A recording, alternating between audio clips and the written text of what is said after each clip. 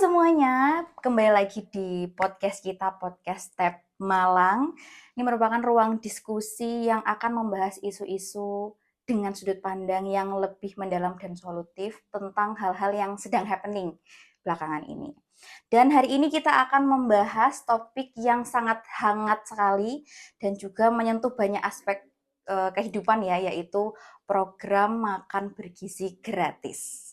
Nah, di berbagai daerah di Indonesia, program ini itu sudah menjadi program yang menjadi solusi untuk masalah-masalah kesehatan seperti stunting, kemudian gizi buruk seperti itu, dan juga masalah tumbuh kembang anak. Nah, tapi seperti halnya program-program yang diadakan oleh pemerintah ataupun instansi lain, ini pasti akan ada kendala-kendala yang terjadi, yang muncul mulai dari awal pendanaan, kemudian persiapannya, kemudian kalau untuk makan gratis ini kualitas pangannya, serta keberlanjutan program ini dalam jangka panjang. Seperti itu. Nah, dalam video ini kita akan membahas kira-kira apa saja masalah-masalah yang terjadi dalam program ini, kemudian juga solusi apa yang bisa ditawarkan, dan bagaimana kita bisa menjadikan program ini berdampak luas dan tentunya berkelanjutan dalam jangka panjang. Nah, malam ini kita sudah bersama Bapak Wahyu Prihanta sebagai narasumber kita. Beliau ini concern di bidang lingkungan ya Pak ya, lingkungan dan juga alumni UNER,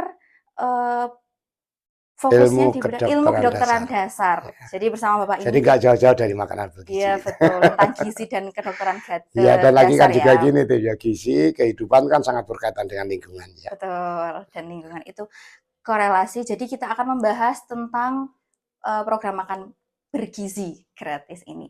Bapak Wahyu, malam ini bagaimana kabarnya Bapak? Alhamdulillah. Alhamdulillah sehat ya. Selalu ya ini Pak. Kan pas puasa juga ya. Oh iya, Masya Allah. Selamat ya menjalankan puasa bagi teman-teman kita yang sedang puasa, teman-teman semuanya yang sedang melaksanakan. Oke Bapak, membahas tentang program makan bergizi gratis ini. Menurut Bapak secara umum Pak, tentang program makan bergizi gratis ini seperti apa? Kalau saya berpikir untuk makanan bergizi gratis ini sebenarnya cukup bagus. Beberapa orang atau bahkan teman-teman kadang-kadang mengatakan masih perlukah gitu ya. Tetapi setelah kami cek di data statistik itu, kondisi masyarakat kita yang ada yang nyebut kelaparan atau kurang gizi, itu ada yang nyebutnya 19, ada yang menyebutnya 24, berapa juta dari 240 penduduk kita. Ya. Nah, dari situ lalu kita berpikir bahwa jumlah itu memang cukup besar. Dan kalau ini tidak ditangani, itu memang akan menjadi beban negara ke depannya. Baik dari perkembangan fisik maupun perkembangan mental generasi muda kita. Jadi kalau kita melihat tujuannya, kita sangat mengapresiasi. Cuma permasalahannya mungkin kita perlu merespon jadi banyaknya kritik-kritik dan sebagainya gitu. Nah, kita dalam hal ini bukan kita terus selalu benar, tetapi apapun kita sebagai warga negara punya hak untuk memberikan masukan, toh ini kan juga untuk generasi muda kita berikutnya.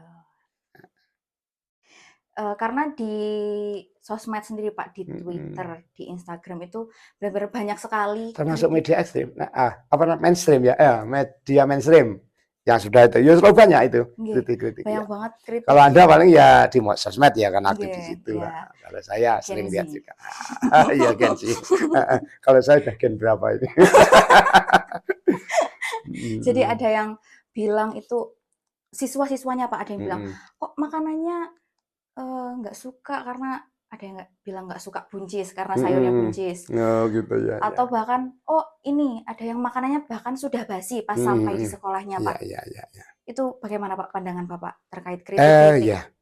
Saya juga banyak mendengar ya kritik-kritik itu, terus saya juga banyak mempelajari. Kalau tip tadi di media sosial, saya melihatnya di media-media mainstream ya, yang biasanya itu sudah standar gitu ya. Saya tahu apa standar promosi atau standar apa, tetapi ini banyak diikuti orang. Memang kita bisa melihat beberapa kritik, tapi kalau saya gini, ada kritik yang perlu kita respon untuk perbaikan. tetapi ada juga kritik yang perlu kita respon, tapi untuk edukasi. Nah, contoh gini, Tim. Ketika seorang anak mengatakan makanan ya nggak enak, dia tidak suka buncis, tidak suka telur. Nah, ini kan sebenarnya pola makan anak-anak kita memang sudah berubah. Nah, dalam hal ini menurut saya makan bergizi ini justru bisa menjadi media belajar yang kontekstual. Artinya begini, guru harus memberikan penjelasan. Jadi kalau mereka tidak suka makanan, ya tidak usah diekspos lah sebenarnya media itu ya. Itu jangan diekspos lah gitu. Karena sekarang kalau diekspos media itu kan terus banyak orang yang share itu kan jadi viral gitu. Akibatnya kan tidak bagus. Ya, meskipun kita tidak usah sampai merespon seperti Deddy Kombuser itu yang sampai memarahi anak kecil. Tapi ya tidak apa-apa kalau memarahi anak kecil terus jadi stafsus ya tidak masalah gitu ya. Kan banyak orang jalan menuju rumah. Ya meskipun daripada kita ngomong baik-baik itu ya tidak pernah jadi sap-sap apapun ya. Nah, tapi maksudnya gini, Tim. Ketika anak-anak itu mengkritisi dan itu dalam kondisi yang memang tidak benar konsepnya, anak-anak makan sekarang itu kan senangnya pedas, saus gitu ya, gula-gula itu kan jenis makan yang nggak sehat. Sehingga mereka kadang ada anak-anak yang tidak suka nasi. Nah itu sebaiknya justru digunakan oleh guru sebagai sumber belajar tentang pentingnya makanan bergizi bagi tubuh mereka. Harusnya gitu, jangan diekspos.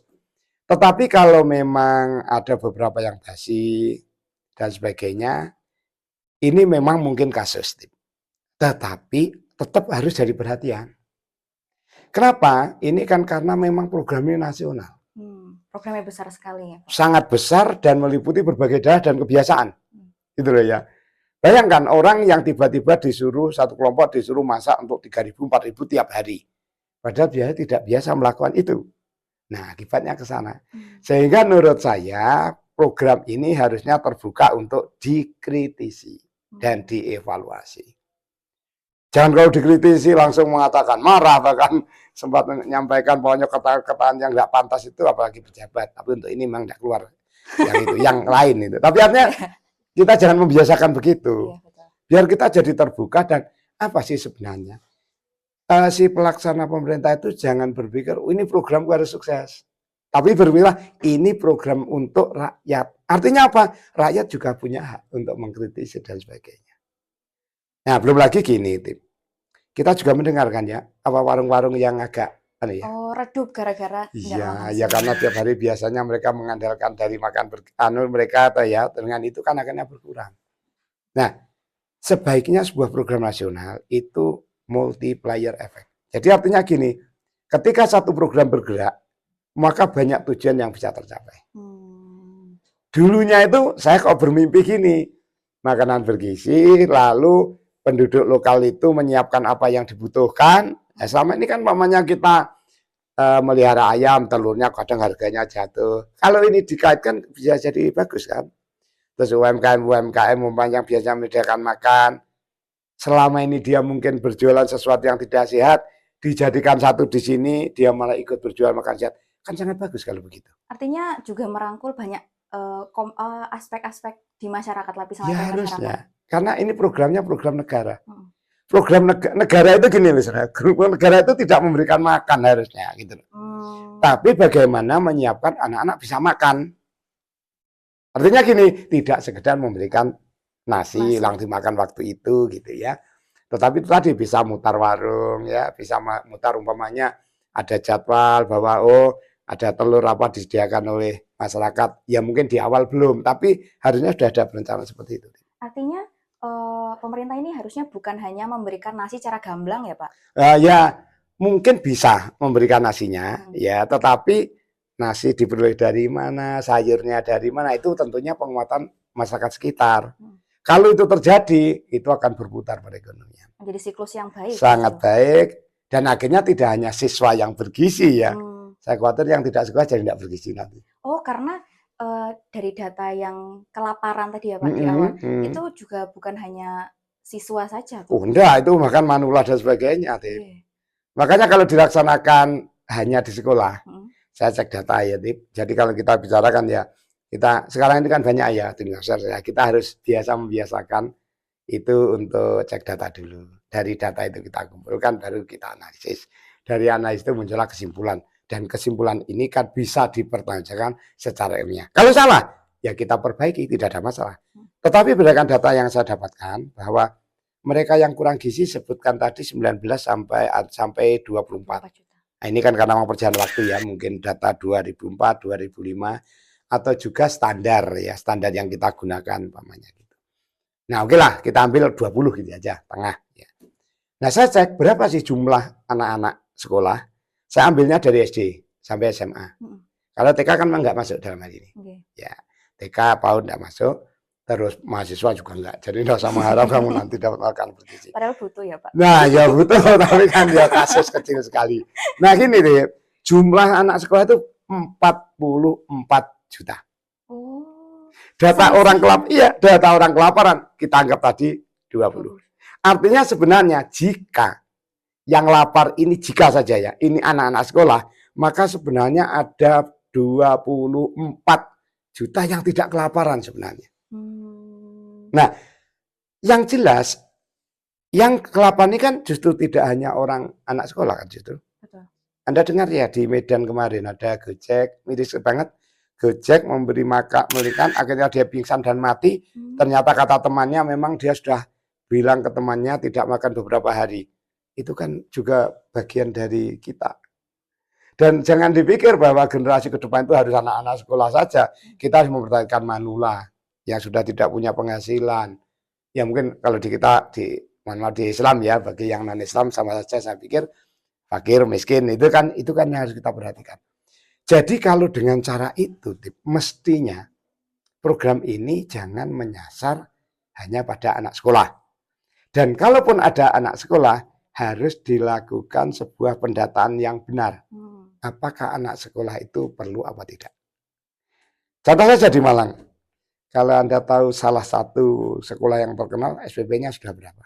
Hampir jutaan kan? Perguruan tinggi kalah itu. Apa mungkin mereka tidak makan makanan bergizi? Gitu loh. Kan mubazir kalau begitu. Nah, jadi kalau bisa ada pendataan. Dan itu melibatkan banyak orang. Tidak hanya dari pihak pemerintah sana, terus perencanaannya.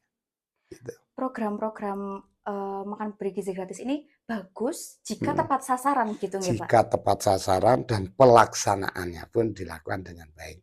Jangan hanya mengejar 100 hari. Ya, kita kan sudah kena 100 hari lalu dikebut. Padahal yang dilakukan tetap di daerah-daerah perkotaan. Ya. Nah, kalau perkotaan katakanlah nanti lancar, katakanlah begitu, setahun lancar. Apakah dijamin ketika di IDT daerah tertinggal itu bisa lebih lancar? Enggak juga kan? Nah, jadi menurut saya kalau memang dilakukan selalu gunakan sampling. Di daerah IDT berapa yang dipakai, di kota berapa. Sehingga nanti ada kesimpulan, evaluasinya gampang. Gitu loh ya. Jangan sampai nanti kita hanya dasarnya asumsi. Ya, mohon maaf, Pak Presiden Prabowo kan bilangnya, yang tidak setuju ini karena tidak pernah lihat. Saya lihat orang mati kelaparan di depan tenda saya. Gitu. Padahal tendanya tahun berapa itu? Lah iya tendanya tahun berapa itu? Ketika beliau menenda itu loh. Ya mereka sekarang mungkin sudah malah jadi orang kaya raya. Artinya jangan menggunakan data-data gitu. Data yang sekarang. Karena gitu. Kalau kita lihat juga anak-anak sekolah yang kelaparan itu justru berada di yang tertinggal, terpencil itu tadi ya Pak? Sangat. Ya, jadi karena memang dimanapun kalau namanya akses ke sana itu sulit, itu kan akhirnya perdagangan bahan makan pun jadi mahal. Akhirnya di sisi lain di tempat itu menghasilkan dalam bentuk uang itu kesulitan. Sehingga menurut saya begini, kalau mau diubah, ya sampling juga. Berapa sih jumlah sekolah yang terpencil, berapa yang di kota besar, kota kecil, diambil jual, sudah itu nanti jadi bahan evaluasi. Nah kalau sekarang nanti ya, saya jamin, setelah di kota-kota sukses, ketika nanti di daerah pasti akan ada masalah lagi. Karena beda banget. Belum lagi, dijadikan program nasional dalam bentuk makanan begitu. Kamu tahu enggak bahwa kita punya suku, bangsa, kebiasaan bahkan selera makan? Iya. Nah contoh, kan kita, mohon maaf, teman-teman Madura kalau ke kita itu kan kadang-kadang merasa kurang asin, ya nak? Iya. Di sisi lain anak orang Jogja kurang manis, itu baru rasa. Pada tingkat kelompok masyarakat, belum personal dan sebagainya. Jadi menurut saya ini bolehlah tetap jadi program nasional, gitu. Tetapi tidak harus pemerintah itu menyediakan nasi dan sebagainya, enggak usah gitu. Tapi ada pembicaraan dengan daerah. Kita kan sudah ada otonomi dah. Jadi mungkin daerah ini kuat di apanya dan sebagainya. Tapi dari kan ini kan sudah berapa kali ganti presiden, Pak. Ada nggak program yang mirip seperti ini, penyediaan perbaikan gizi seperti ini? Ya, karena saya itu memang melewati, yang saya sadar itu kan ada 7 presiden ya. Kalau Pak Karno saya udah lahir tapi belum tahu apa-apa. Nah, memang selalu saya nyampaikan program yang dilakukan Presiden Soeharto. Yang ini selalu saya sampaikan pada Anda semua ya. Kalau kita bicara Pak Harto dari programnya ya. Kalau dari politik ya latar belakangnya pasti politik kan. Kan kalau politik biasa ya. Saya yakin kalau politik sekarang diterapkan dulu juga sudah hancur juga kan kita. Jadi kita sering. Oke, konteksnya tidak sana. Saya berpikir apa yang dilakukan Pak Harto. Jadi begini. Ketika menyadari warganya kekurangan gizi, Pak Harto satu programnya sampai punya lembaga namanya BPGD. BPGD. Ya, Badan Perbaikan Gizi Desa. Oh, sampai desa. Sampai memang desa utamanya. Seperti tadi karena memang mereka yang betul kekurangan. Saya itu cari di Google BPGD. Dia Google nanyakan apa yang kamu harus BPBD. Artinya program itu sudah tidak didengar orang. Google saja sudah tidak kenal gitu ya. Tapi setelah saya searching, BPGD itu ada Badan Penyihatan Gizi Daerah. Ya. Apa yang dilakukan? Ini yang saya rasakan. Jadi pemerintah waktu itu memberikan susu. Oh. Ya, saya tidak tahu waktu itu saya masih SD. Susu saya. Lalu apa yang dilakukan sekolah? Ingat betul saya dan teman-teman disuruh membawa ini kayu bakar. Sehingga pada hari tertentu susu itu direbus lalu diminum bareng-bareng pada hari tertentu. Jadi sebenarnya kalau mau ikut itu dulu ya, mestinya tidak harus makan. Tapi kan sebenarnya kita itu makanan utama kita kan pasti ya protein, vitamin, karbohidrat, mineral. Ya protein, mineral, lemak. Yang paling sulit itu kan kelompoknya protein dan lemak ya yang relatif mahal. Kalau karbohidrat kan banyak. Nah, artinya kalau bisa mengadopsi itu mungkin bisa. Jadi umpamanya ada program makan telur, makan ayam, nggak usah harus makan nasi. Nah, tentunya ini harus melalui kembali lagi ini ya survei-survei. Cuma sayangnya Pak, ya aneh juga ya ketika Pak Prabowo bilang, sekarang tuh nggak usah pakai FGD. Di depan kita sudah jelas ada orang lapar. Orang laparnya jelas itu fakta. Tapi bagaimana menolong dia itu perlu banyak orang kan. Contoh, lapar di Jakarta, apakah sama dengan orang yang lapar di daerah lain? Cara bisa kan beda. Nah gitu. Jadi menurut saya tidak usah memaksakan makan begitu harus untuk makan begitu. Belum lagi coba, saya belum tahu laporan tapi sangat mungkin sampah dari itu juga banyak. Ya kan? Okay. Anak yang nggak makan, yang nggak mau itu kan jadi sampah. Nih jadi sampah makan yang mubadir juga kan akhirnya. Nah, menurut saya programnya gitu dan juga tidak harus tiap hari. Gimana kalau mamanya digabungkan dengan gini? Jumat namanya ya, ada Jumat bersih, ada karakter kebersihan, lalu makan bergizi. Saya pikir indah banget itu. Gitu loh ya. Lapar setiap hari, Pak. Sebenarnya kan begini, apakah minggu juga dikirim? Oh. Iya kan? Nah, artinya kan juga ketika kita makan protein sekarang apa habis sekarang? Kan enggak. Satu. Yang kedua, itu kan juga membentuk pola pikir. Sehingga anak sadar, oh susu penting, ini penting. Nah, bahkan hal yang sama dimakan kurang bagus. Maka ada aspek edukasi lah gini. Kamu selalu mikir makan dengan kenyang. Enggak gitu, cara berpikirnya enggak gitu loh ya. Nah itu, jadi pernah dilakukan itu, Tip. Nah, mungkin bisa sekarang, itu kalau mau dilakukan dengan begini. Ya, mungkin ada program telur, buah, yang enak-enak gitu ya. Dan itu kan, kalau sudah diprogram, desa itu kan bisa mengembangkan. Nanti akan jadi desa ini ada sentra telur yang pasti dibeli, sentra buah yang pasti laku, susu yang akan dikembangkan. Ya selama ini kan seperti di mana ya Jawa Tengah yang orang sampai buang susu. Aneh kan?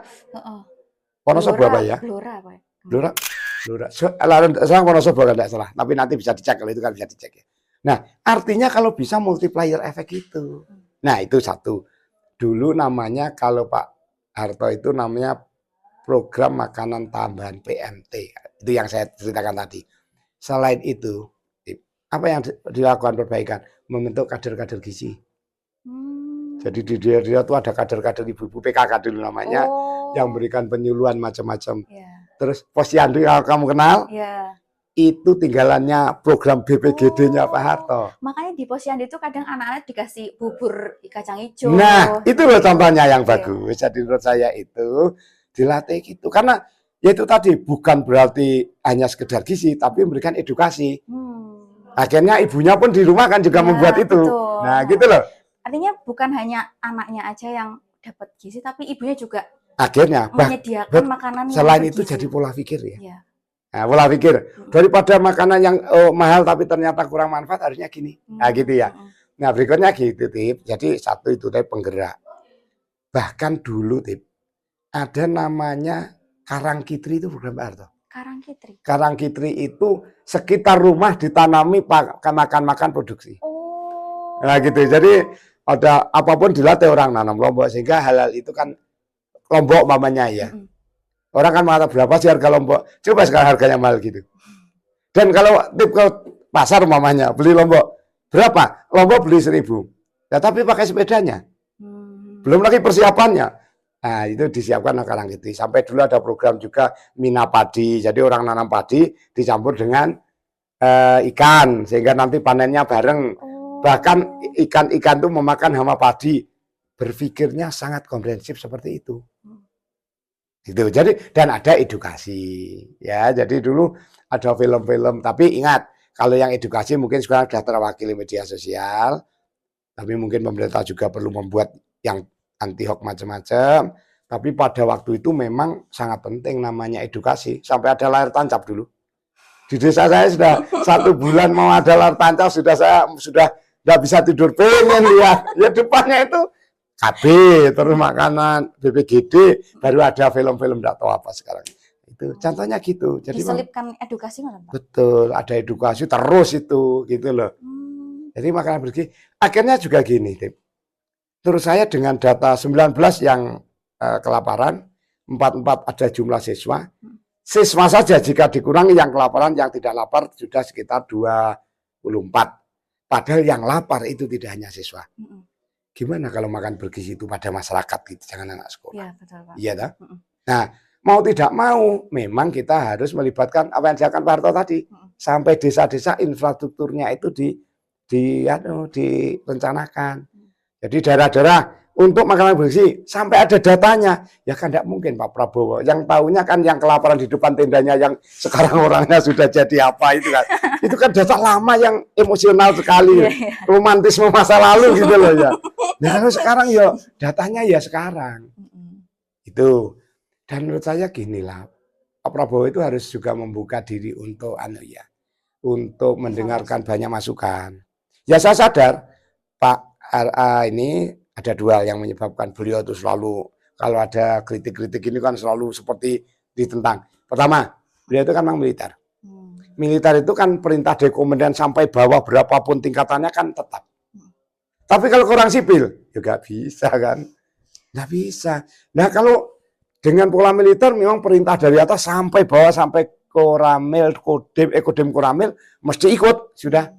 Tapi kalau di sini kan nggak bisa di masyarakat sipil. Nah, cobalah mulai membuka itu. Dan kita sadari secara politik memang Pak Prabowo itu kan dilingkari orang-orang memang satu ahli ekonomi, yang kedua juga partai politik semua kan di sana kecuali PDIP. Ya loh, ya ini penting. Sehingga apa? Apa katanya sendikodawo lah orang. Itu bahaya. Gitu loh. Jadi harapan saya ya memang harus terbuka pada kritik. Mungkin juga harapan dari Pak Prabowo itu makanan bergizi gratis yang diharapkan Pak Prabowo itu sampai di desa-desa itu semuanya sama. Sama dan semua seperti gerakan mesin, gerakan militer saja lah. Jadi gerakan sama semua. Padahal setelah di lapangan nggak bisa. Ada banyak faktor tadi ya Pak ya? Iya, banyak variabel-variabel. Makanya perlu yang namanya focus group discussion. Pak Prabowo kan pertama menentang tuh. Orang sudah jelas lapar, nggak perlu FGD loh. Laparnya data, nggak perlu di FGD kan. Tapi bagaimana menolong, beda caranya. Seorang petani yang tidak bisa makan, mungkin bisa ditolong dengan subsidi pupuk.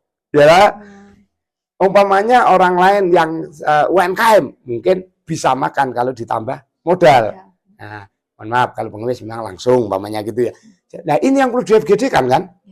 Apakah sama antara daerah ini dengan daerah lain dan sebagainya. Belum lagi jenis makanan dan macam-macam.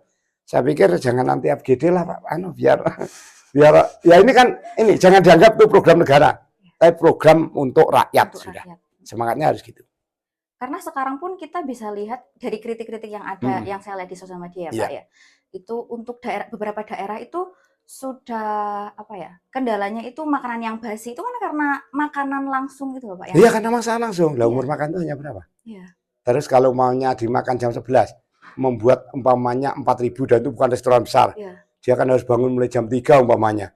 Bahkan saya dengar itu di channel YouTube itu kalau sudah malam itu orang cari ikan di pelabuhan untuk makan ya kan sudah enggak mungkin ya hal seperti itu dilakukan gitu loh ya. Itu ya cara berpikir Pak Prabowo saja yang harus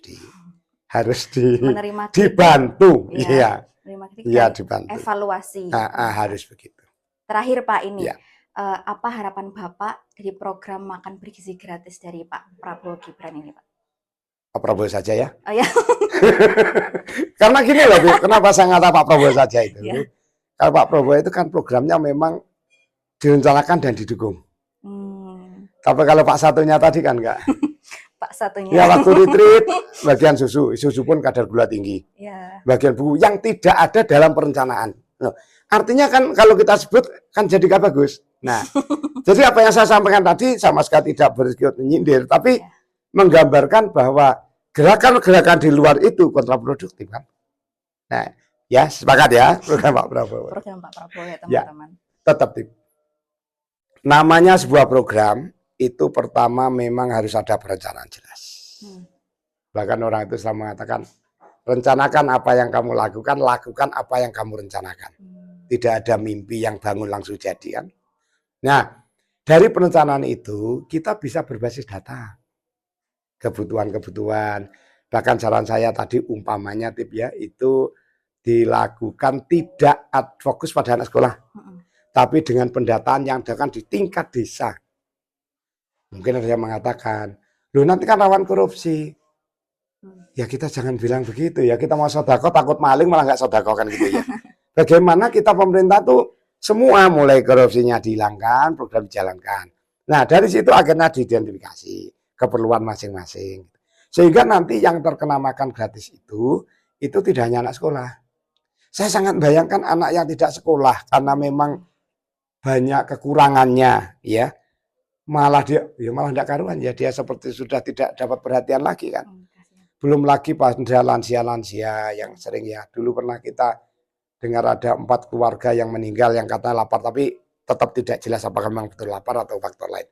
Tapi artinya kan memang kita itu masih banyak orang-orang yang tidak sekolah dan lapar itu banyak. Ya contoh di Medan tadi, gosen makanan yang antri meninggal. Katanya teman dia sambat sudah beberapa hari nggak makan, kan kasihan.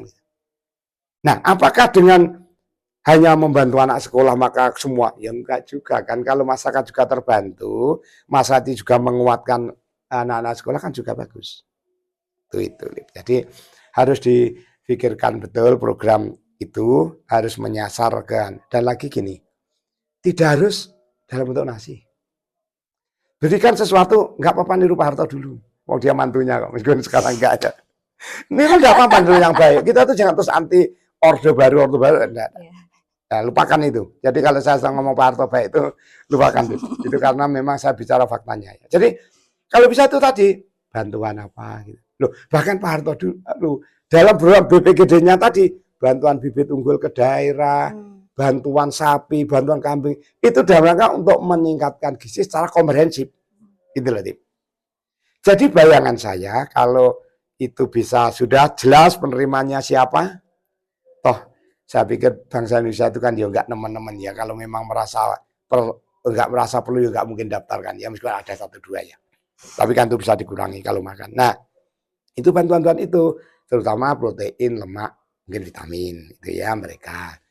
Nah, terus dari situ sudah ada polanya. Daerah mana dia memerlukan telur berapa perannya.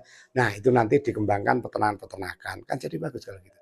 Jadi kan muter, tidak dimakan habis kan, tapi dimakan menggerakkan perekonomian. Tuh. Dan gini loh, Tip. kita itu kan punya kebiasaan yang sebenarnya bisa digerakkan. Kita itu punya kebiasaan nolong orang kan kalau orang kelaparan. Contoh, waktu COVID. Berapa banyak orang yang meletakkan apapun di tempat-tempat umum untuk diambil. Ya kan? Nah, itu kan menunjukkan bahwa kita itu sebenarnya kalau jelas, itu kan mau menolong orang lain. Nah, ada Jumat Berkah ya. Jumat Berkah itu jangan diharapkan hanya orang Islam loh ya. Saya ketemu non-muslim juga melakukan aktivitas Jumat Berkah. Ya, pemberian sesuatu pada hari Jumat, karena Jumat itu semuanya dari yang suci, dan kalau hari tidak pas. Artinya apa? Kita itu bisa untuk digerakkan. Kita tuh mau digerakkan. Bahkan kalau kita mau mengambil saya pikir di agama lain juga, cuma karena saya agama lain kan tidak, di Islam kan juga kalau tidak salah ya, mungkin bisa dikoreksi oleh yang paham, hadis Nabi kan bukanlah seorang muslim yang dia kenyang, sedangkan tetangga kanan kirinya kelaparan. Ya persisnya saya nggak tahu, tapi itu. Nah, artinya apa? Semangat untuk kebersamaan itu pasti bisa. Nah, kita itu kan tidak mau gara-gara apa-apa kan khawatir dikorupsi gitu ya. Nah, jadi menurut saya begitulah. Nanti pada total itu bertahap ada evaluasi, gunakan data dengan benar, pengambilan data dengan sampling gitu ya. Jangan seperti survei-survei saja gitu loh ya. Tiba-tiba orang bangun tidur suruhnya melejit, itu kan survei. Nah, dasar-dasar ilmiah itu harus kita pakai. Dan Pak Prabowo harus terbuka pada kritik, apalagi masalah yang berbau untuk rakyat. Ya. Dan saya, insya Allah kita semua mengapresiasi untuk pemberian makanan gratis. Bergizi, artinya tidak tahu. Ya, makanan bergizi. Cuma mekanisme ayo diperbaiki. Ya. Orang yang paling tahu daerah itu adalah mereka yang ada di daerah. Oke, sekian teman-teman, baik itu dia perbincangan kita bersama Bapak Wahyu tadi tentang program makan bergizi gratis.